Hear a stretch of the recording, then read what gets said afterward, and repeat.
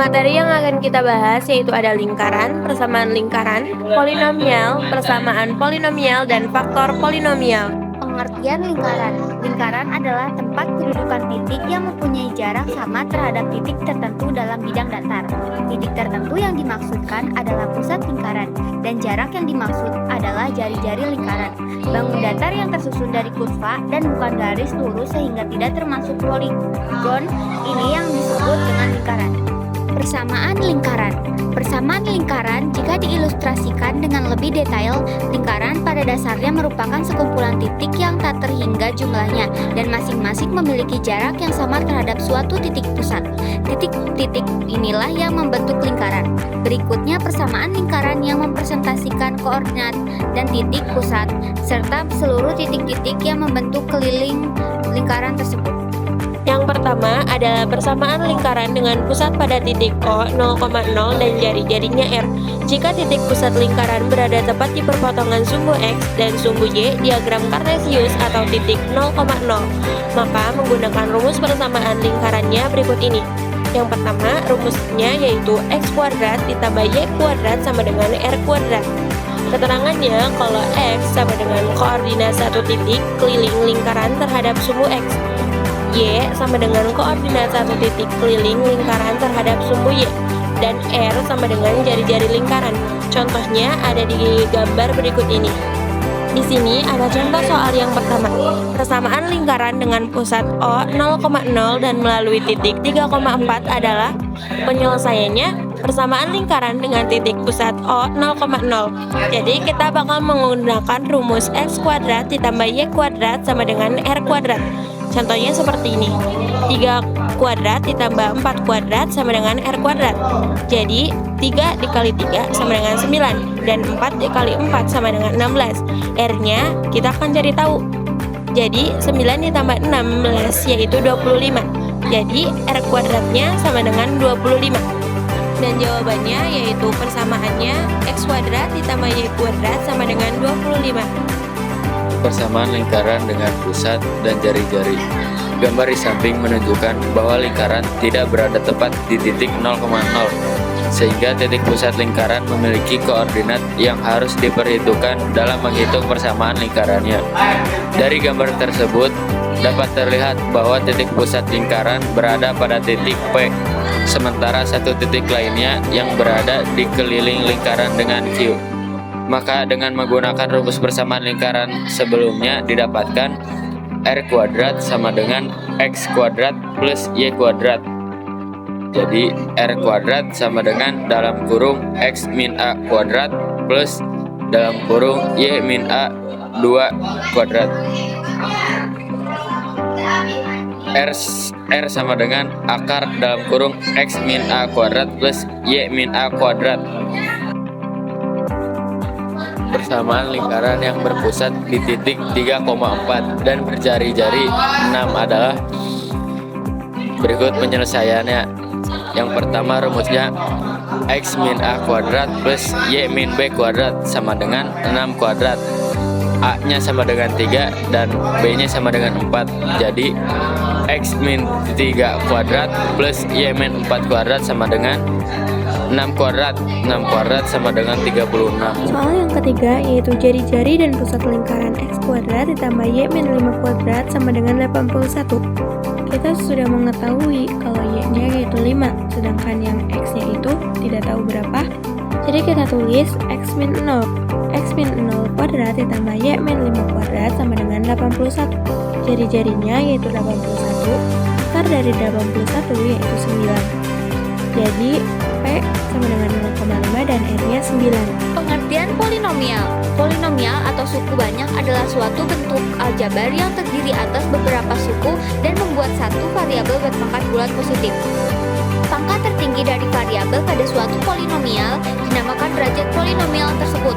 Secara umum, polinomial derajat n dengan variabel x dapat ditulis sebagai berikut. Di sini ada keterangan gambar yang terdiri atas koefisien, konstanta, dan variabel. Lalu contoh yang pertama yaitu 3x pangkat 5 tambah 3 per 2x pangkat 2 min 6x tambah 7, yaitu polinomial derajat 5. Lalu yang kedua 2x pangkat 3 tambah 6x pangkat 2 min 2x tambah 1, yaitu polinomial derajat 3. Lalu ada contoh yang terakhir, 7x pangkat 3 tambah 6x pangkat 2 tambah 3 per x pangkat 1 tambah 1 per x pangkat 2, yaitu bukan polinomial. Berikut merupakan contoh suku banyak 8y pangkat 3 min 20y kuadrat min 17y min 10. Jadi variabelnya merupakan x dan koefisiennya 8, 20, dan 17. Konstantanya negatif 10. Selanjutnya contoh bukan suku banyak. Yang pertama, karena pangkat variabel y bernilai negatif dan karena variabel berada sebagai penyebut dan pangkatnya sudah bilangan bulat dan positif, dan pangkat variabel x bukan bilangan bulat. Selanjutnya ada nilai suku banyak. Nilai suku banyak adalah bentuk aljabar yang memuat suatu variabel. Suku banyak bisa kita tulis dalam bentuk fungsinya dan variabelnya.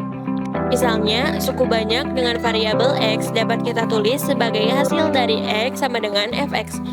Contoh rumusnya yaitu fx sama dengan an x pangkat n ditambah an min 1 x pangkat n min 1 ditambah an min 2 x pangkat n min 2. Dapat kita ketahui kalau n itu bilangan cacah. Contohnya ada di gambar berikut ya. Selanjutnya ada cara mencari nilai suku banyak.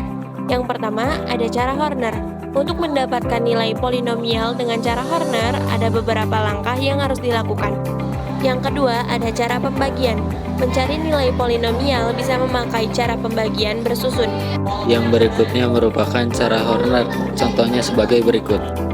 Berikutnya contoh soal. Yang pertama, diketahui HT sama dengan negatif 4T kuadrat plus 5T kuadrat sama dengan 2. Untuk T sama dengan 1, berapa sisanya? Dan caranya sebagai berikut, dan hasilnya sisanya 3. Yang berikutnya cara pembagian. Tentukan hasil bagi dan sisa pembagian suku banyak x pangkat 3 plus 2x kuadrat min 5x plus 8 x plus 1 dengan cara bersusun. Hasil baginya sama dengan x pangkat 2 plus x min 6 dan sisanya 14. Teorema sisa. Di sini ada pengertian teorema sisa. Teorema sisa menampilkan sisa pembagian suku banyak yang bermanfaat untuk menentukan sisa hasil pembagian tanpa perlu melakukan perhitungan lebih dahulu memakai prerogatif atau Horner. Inilah rumus-rumus teorema sisa yang perlu diketahui. Yang pertama, jika suku banyak f dalam kurung x dibagi dalam kurung x min b, maka sisa bagi sama dengan f min kurung b. Bentuk umum teorema sisa, adapun bentuk umum persamaan yang dapat ditulis yaitu sebagai berikut. F dalam kurung X sama dengan P dalam kurung X dikali H dalam kurung X ditambah S dalam kurung X. Keterangannya sebagai berikut. Selanjutnya ada contoh soal teorema sisa dan akan kita bahas di slide selanjutnya. Teorema faktor. Teorema faktor menjelaskan bahwa yang pertama, jika P dalam kurung X habis dibagi Q dalam kurung X atau mempunyai sisa 0, maka Q dalam kurung X adalah faktor dari P dalam kurung X. Yang kedua, jika P dalam kurung X sama dengan F dalam kurung X kali G dalam kurung X, maka F dalam kurung X dan G dalam kurung X adalah faktor dari P dalam kurung X.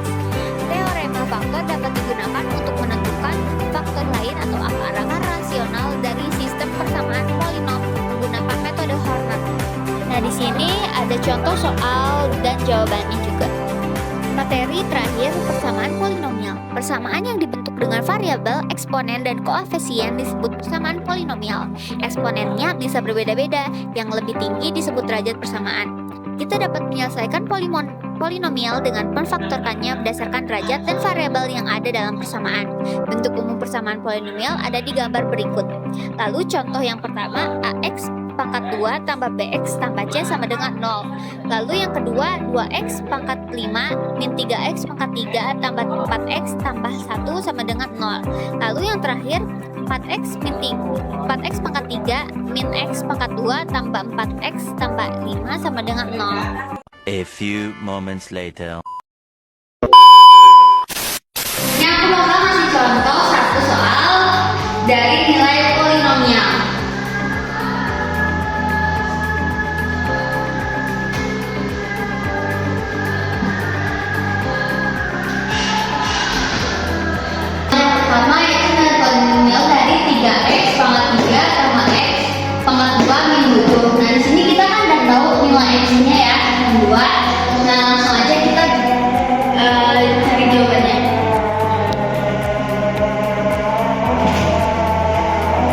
Nah, yang X ini kan kita udah tahu ya, kita jadi simpen di sininya untuk jadi pembagiannya.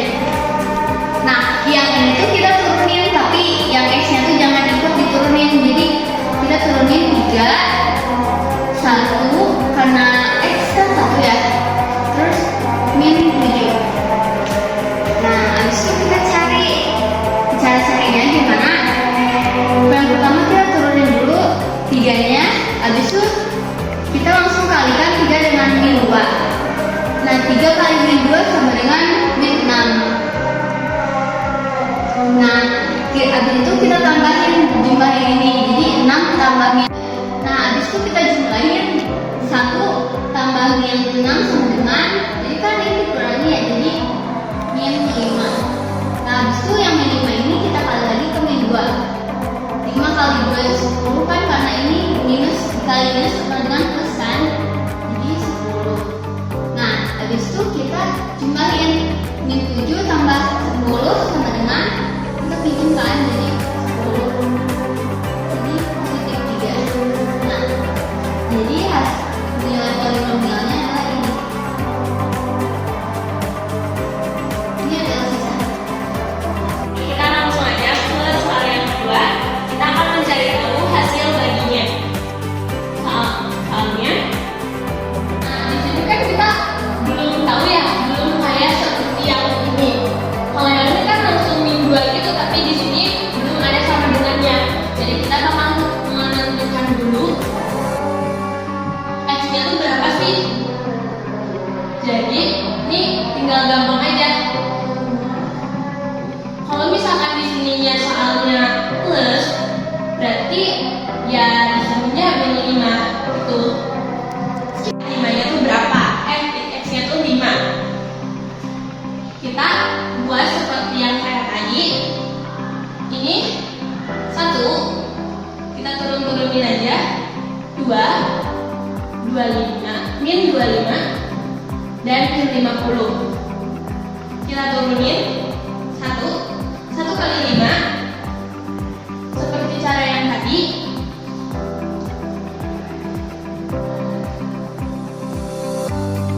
Nih, 35 tambah min 25. Jadi 10 dikali 5 kan 50. Jadi ininya hasilnya 0. Terus karena kita nyari hasil baginya ya, nih.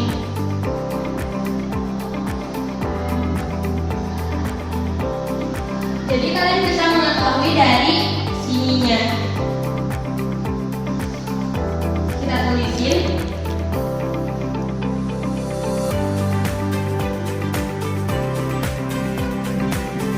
Dan ini hasil baginya. Selesai.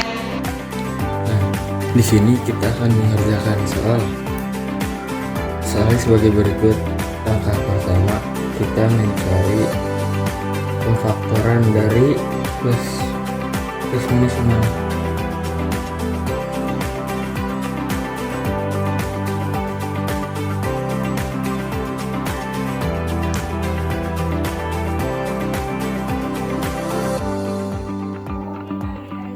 Nah, yang hasilnya 0 yaitu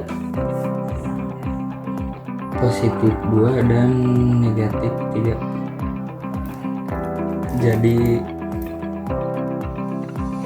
faktornya 2. Kita masukkan koefisiennya dari yang pertama, koefisien dari pangkat 3 yaitu 1, 2, negatif 5 dan negatif 6. Kita turunkan kali 2. 8 tambah negatif 5, 3 kali 2 6. Hasilnya 0. Selanjutnya